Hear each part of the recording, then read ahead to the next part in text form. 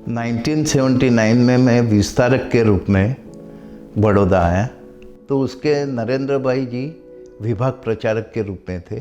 तो उनसे उस टाइम पे संपर्क हुआ। उनका प्रवास का कार्यक्रम, उनका जो प्री प्लान कितना रहता था वो देख, उस टाइम पे 1979 की बात करता हूँ कि 2-2 महीने पहले का उनका कार्यक्रम फिक्स रहता था। उस टाइम पे क्या कि ज़्यादातर पत्र व्यवहार होते थे, टेलीफोन मोबाइल वगैरह नहीं थे। तो पत्र लेखन में एक दफ़ा मुझे बोला कि अक्षय भाई आप पत्र लिखो, देखता हूँ किस तरह लिखते हो। मैंने लिखा तो बोले इतना लंबा लंबा नहीं लिखने का, ऐसे हम निबंध नहीं लिखते हैं, ऐसे नहीं लिखते।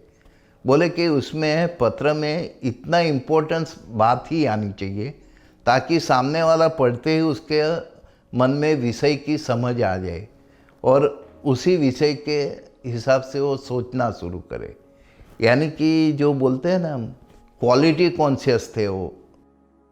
एक दफ़ा कायावरण में उनको जापानीज कोई मित्र मिल गया होगा, मित्र यानी कि अनजान आदमी, लेकिन उनका जो नेचर था उसके हिसाब से और ऑरा के हिसाब से वो उनका मित्र बन गया।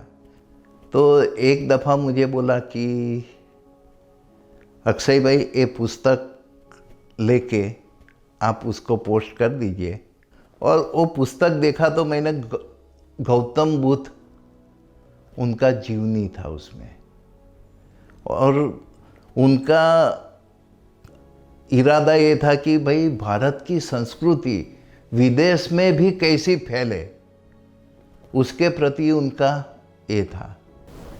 पहले तो मैं चाय नहीं पीता था, फिर एक दफ़ा सुबह में चाय के लिए हम लोग बैठे थे तो उन्होंने बोला कि अक्षय भाई संघ का कार्य करना है तो चाय पीनी पड़ेगी, क्योंकि कई लोगों के यहाँ हम संपर्क में जाते हैं तो उनके पास दूध है कि नहीं, नींबू है कि नहीं, कॉफ़ी है कि नहीं, वो हमें पता नहीं है। लेकिन कार्यकर्ता की मानसिकता और भावना ऐसी होती है कि हमारे घर कोई आए तो खाली ये नहीं जाना चाहिए। तो वो इसलिए बोल रहे थे कि भाई चाय तो जो मिले वो पी लेने का, तो ही संघ का कार्य होगा।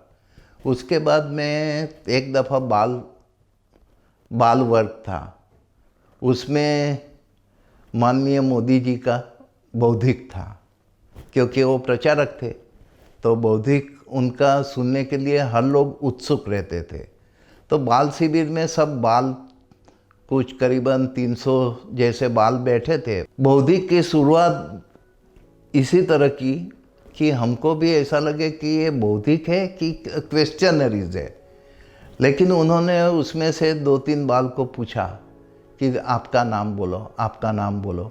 फिर उनके दादा का नाम पूछा, परदादा का नाम पूछा, उनके पिता का नाम पूछा, तो कई लोग बोल नहीं पाए। तो बोले कि आपने छत्रपति शिवाजी महाराज का नाम सुना है? तो सब लोग ने हाथ ऊपर किया कि हाँ जी, हम सब ने सुना है। तो बोले क्यों? वो 400-450 साल पहले हुए थे और आपके परदादा के पिता 100 साल के अंदर आके गए, लेकिन उनका नाम आपको याद नहीं है, लेकिन छत्रपति शिवाजी महाराज का नाम याद है।